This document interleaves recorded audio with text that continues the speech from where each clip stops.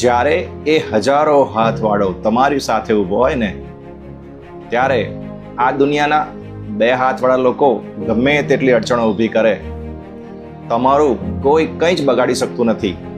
આજના સમયમાં લોકો તમને પાછળ પાડવા હજાર પ્રપંચો કરશે, રસ્તામાં કાંટા વેરશે, પણ જેની રક્ષા ખુદ બ્રહ્માંડનો માલિક કરતો હોય એનો વાળ પણ વાંકો નથી થતો.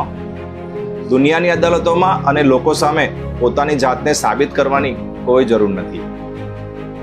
લોકોની વાતોથી નાસીપાસ થવાનું છોડી દો, કારણ કે જો ઉપરવાળાની મરજી હશે ને તો તમારે ક્યાંય કોઈ અરજી કરવાની જરૂર નહીં પડે.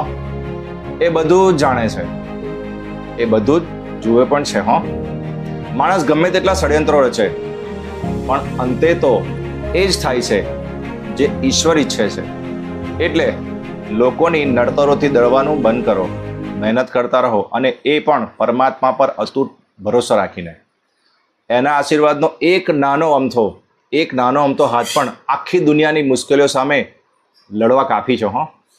જ્યારે ઈશ્વર તમારી સાથે છે ત્યારે ચિંતા કરવાની કોઈ વાત જ નથી. આભાર.